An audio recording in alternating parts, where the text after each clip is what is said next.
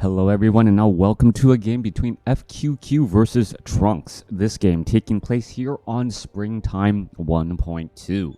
Trunkz spawning as the Orange Knight Elf at what I will call the 10 o'clock position. Meanwhile, FQQ is spawning as the Yellow Human here at what I'll call the 4 o'clock position.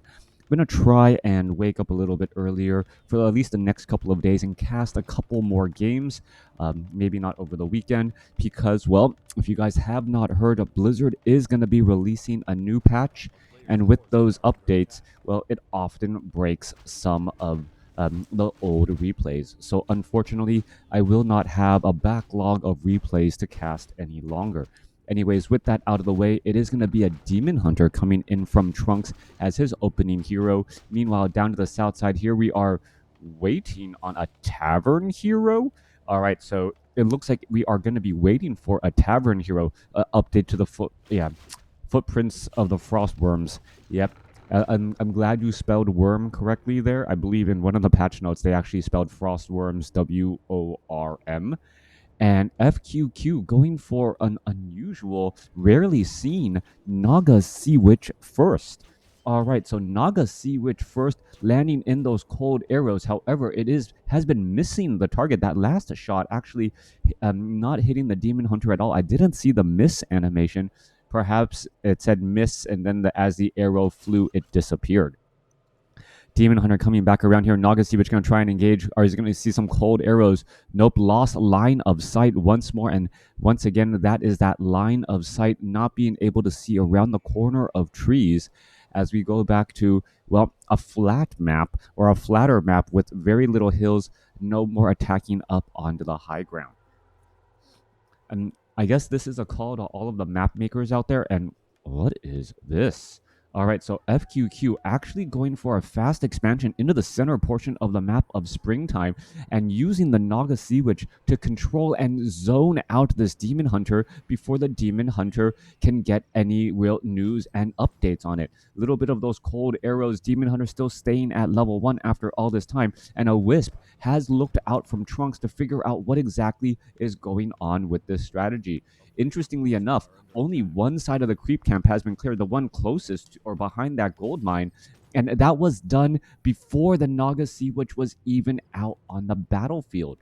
If you notice, the Naga Sea Witch doesn't have any experience whatsoever, as we're going to be looking at those cold arrows now coming down. All right, cold arrows coming down. Demon Hunter finally catching wind of what is going on here, able to scout out the center. Damage is done, racked up. Trunkz trying to figure out what exactly has happened, and it is a fast expansion attempt into the middle portion of Springtime 1.2. I don't know if I believe I had mentioned this in a previous video. Based upon this positioning, this is perhaps the only gold mine that you can actually creep out relatively easy early on and set up a fast expansion. You can see there's creeps down here and creeps off here. So if you build your gold mine a little bit further away down here, well, you will not actually aggro any of those creeps, and you're able to set up a fast expansion much more quickly. The majority of the other creep camps out there have at least a 5-3-3 creep base, as we see a Ring of Superiority dropped there. Boots of Speed on that Naga Sea Witch, who will be, well, slithering in and out of the map now, as we do see dual barracks. All right, so fast expansion into dual racks for the human player, not Terran. That sounds really much more like a StarCraft and StarCraft Brood War and StarCraft 2 opening. Fast expo into dual racks. I guess, well, 2 racks is probably a little bit low if you are going to go fast expo.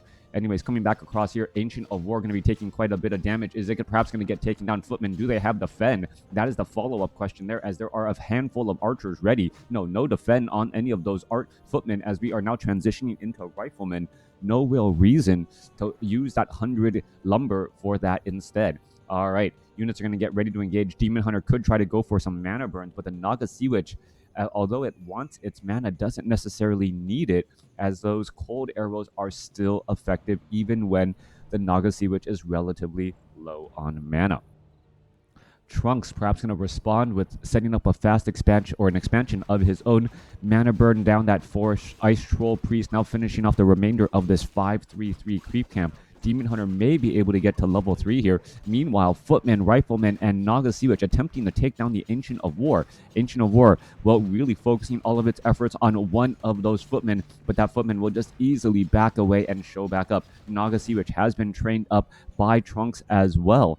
So, well, it is going to be another Naga Sea Witch out here onto the battlefield. Meanwhile, we are still looking at only a solo base coming in from FQQ. FQQ now going to be making his way inside the base here. Tree of Ages, obviously, as we do have that second hero, Moonwells, well, absolutely getting pummeled on damage now as the Demon Hunter now making its rounds back over. Cold Arrows are going to be coming across. Low hit point Rifleman trying to retreat back. Footman diving straight on into the battle with no regard for their own health and well-being, as the Footmen are now getting sacrificed, well, to pretty much train up additional Riflemen as well. Mana burn onto the Naga Sea Witch. All right, 100-point mana burn, definitely worth it there, as the Riflemen are now looking to retreat back, perhaps trying to finish off more things. Another mana burn once more, and the Naga Sea Witch, well, who was decent on hit points, now finds herself in a bit of a conundrum, as it needs to try and get some damage onto the Demon Hunter, as there are so many Riflemen currently low on hit points there.